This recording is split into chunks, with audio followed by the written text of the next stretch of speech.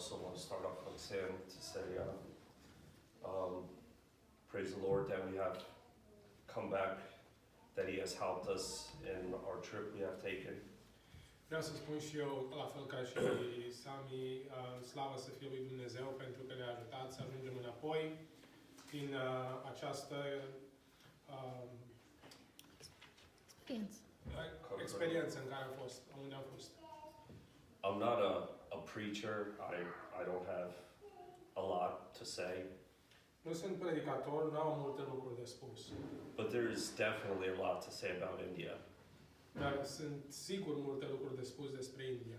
When I came back, Cody and his wife picked us up from the airport.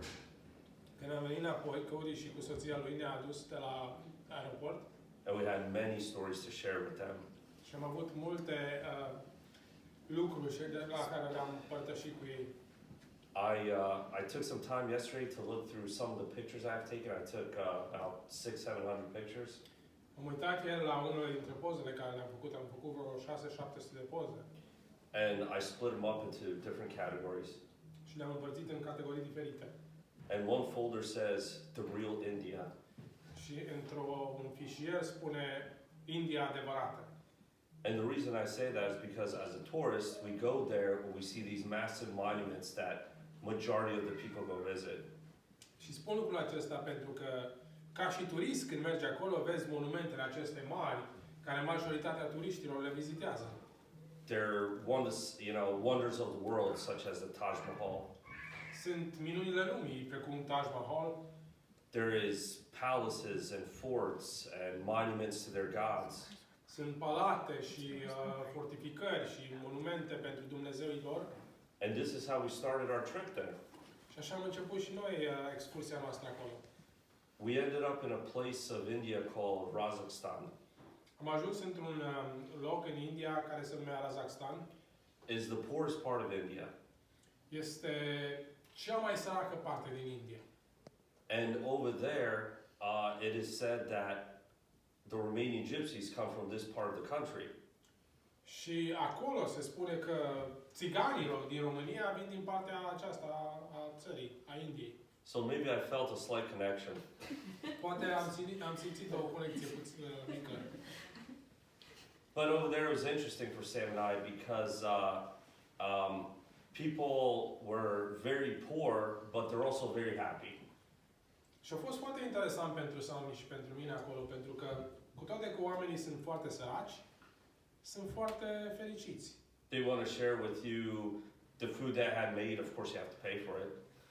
Vor să împartă cu tine mâncarea care au făcut-o, bineînțeles că trebuie să plătești.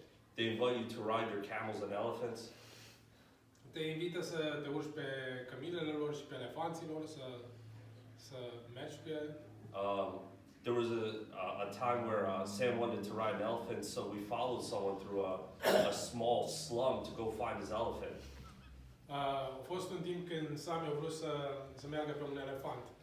Și ne-am dus cu cineva prin niște fortărețe pe acolo ca să îl urmăm să se urce pe elefant. He could never find his elephant. Și omul ăla n-a putut să găsească elefantul. So we had to turn around because it was getting very dangerous. Și a trebuit să ne întoarcem înapoi pentru că era destul de periculos. But eventually we ended up in Hyderabad, which is in the area where Brother Boaz lives. Dar eventual am ajuns în Hyderabad, unde e zona în care stă fratele Boaz. And there we experienced the life he lives, and also how Christians live. Și acolo am experimentat viața care o trăiește el și cum trăiesc creștinii acolo. Like Sam said, because these places are so remote, he used to pick us up in the morning. We stayed at hotels at like 9-10 o'clock in the morning. Și cum spunea Sam, pentru că locurile acestea sunt așa de izolate, trebuia să ne ia dimineață, pe la 9-10 dimineață de la hotel, el venea să ne ia. And we used to take about a 2.5 hour car ride to get to some of these villages. Și ne lua cu mașina cam vreo 2 ore jumate ca să ajungem pe la satele acestea. And in those 2.5 hours, people gathered to the church. There was no start time. Și în aceste 2 ore jumate, poate, când ne lua să ajungem acolo, oamenii se adunau acolo pentru biserică. Nu exista o oră de începere. What I would see is we would get there and a small scooter would pull up and somebody would get off.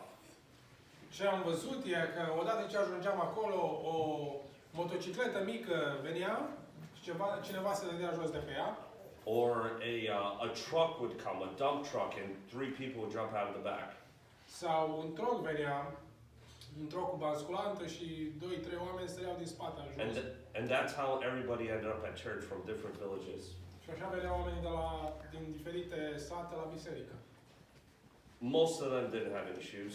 Majoritatea nu aveau papuci. They were wearing what we would consider their Sunday's best. Erau îmbrăcați cum considerăm noi că se îmbracă aici pentru duminica, oamenii. And they would immediately come in underneath Brother Boaz's tent. Și imediat veneau acolo sub cortul lui fratele Boaz. And they would just stare at Sam and I. Și se uitau țintiți la mine și la Sam. And Brother Boaz told us that about once every 2 years or so they see white people. Și fratele Boaz mi-a spus că cam odată la un an, doi, vede oamenii ăștia, oameni albi. Some of them maybe I've never even seen white people before because it's the first time they came to a church when we were there. Unii dintre ei poate n-au văzut niciodată oameni albi, pentru că e prima dată când au venit la biserică, când am fost noi acolo. So automatically they think we're something special. Deci imediat ei se gândesc că noi suntem ceva special. And I felt like a true sinner in front of them. Și m-am simțit ca un om păcătos în fața lor. They live such hard and simple lives. Ei trăiesc niște vieți foarte simple, dar foarte grele. Like Sam said, at the end of the church service, they would come up for prayer. Cum spunea Sam, la sfârșitul serviciului ei veneau în față pentru rugăciune. And we've all prayed for people before, and we might say, God, please pray for me because I am looking for a job promotion. Și noi toți ne-am rugat unii pentru alții înainte și poate câteodată spuneam, te rog să te rogi pentru mine pentru că vreau ca să înaintez la serviciu, să primesc o promoție la serviciu. These people would come and ask for prayer for such things as, please pray for me because I have a very bad sinus infection and they can't afford to go to a doctor. They've never even been to a doctor. They don't even know what a doctor is. Unii dintre oameni care veneau spuneau, vă rugăm să vă rugați pentru noi pentru că am o infecție la sinusuri foarte, foarte rea și n-am fost niciodată la doctor. Și unii dintre ei nici nu știu cum este să mergi la doctor. They had swollen feet. Their feet, because some of them never wore shoes in their lives. They probably don't even make shoes to fit their feet because they have such bad feet. Unii dintre ei aveau niște picioare așa de umflate că nu au purtat niciodată în viața lor papuci. Yeah. Și papucii nici nu i-ar încăpea picioare. So they would ask for prayer for these kinds of things, real serious situations that they were in. Și ei cereau ca să te rogi pentru lucruri de genul ăsta. Situații serioase în care ei erau. A lot of them, their lives are in danger because they seek out God. Și mulți dintre ei au viața în pericol pentru că au trecut Dumnezeu. In these remote towns, it's basically lawless. The people in the town run the town. Și în orașele acestea sau în satele acestea care sunt izolate, nu există lege. Oamenii care sunt acolo în satul respectiv, ei fac legea. So once a while in Brother Boaz's organization, he has a couple churches, some of them will get attacked. Și din când în când, frați care erau din biserica lui fratele Boaz, din satele acestea, erau atacați din când în când. Even last year, one of his pastors have gotten killed. Și anul trecut, unul dintre pastorii dintr-o zonă au fost omorât. They dedicate their lives fully to the work of God. Și oamenii aceștia își dedică viața în totalitate pentru lucrarea lui Dumnezeu. We went to a couple of churches. We went to the one church that our church, including my father, has helped build a roof. Am fost la câteva biserici, printre care la una dintre biserici unde tatăl meu a ajutat să construiască construiască acoperișul. And I have pictures of this, but the pastors were very young, in their early 20s. Și am poze la aceste lucruri, dar pastorii erau foarte tineri, erau în 20 de ani, în jur de 20. They start off with the work of God at a very young age as teenagers. Și ei încep lucrarea lui Dumnezeu de foarte tineri, când sunt în 16-17 ani. Their faith is tried really early in their lives because their lives are so rough. Credința lor este încercată de foarte din pruncie, pentru că au viețile așa de grele. So by the age of 23, they might have close to 10 years experience as a real Christian. Deci, până la 23 de ani au 10 ani experiență ca și creștini reali.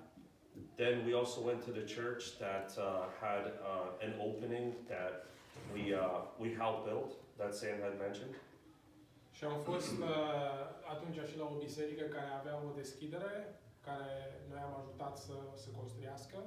And they said the original pastor there was praying for 19 years for God to open up someone's heart in order for a church to be built. That way they're not exposed outside.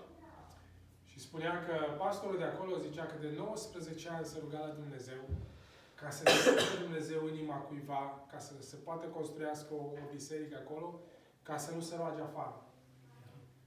He never saw this come to completion because he passed away. Și omul acela care s-a rugat nu a văzut lucrurile că au fost terminate, pentru că a murit înainte să vadă. And Brother Boaz told Sam and I, he said, one of the last things he said before he passed away was to his son, which is the pastor, and his wife, you must complete this church. Și fratele Boaz ne-a spus că unul dintre lucrurile care a spus înainte să moară, a spus omul acesta copilului său, care este acum pastor în locul acela, și soției lui, ca să completeze, să termine biserica aceasta. And we could see that the people there were different because they knew what it was like to worship underneath the hot sun for 19 years. Și am văzut acolo în biserica aceea că oamenii erau diferiți, pentru că știau cum e să slujești la Dumnezeu în soarele care arde afară timp de 19 ani. So then I read to them some verses as a greeting. Și atunci, când m-am dus acolo, am citit niște versete pentru ei ca un mesaj. It's from Matthew 7. De la Matei, capitolul 7.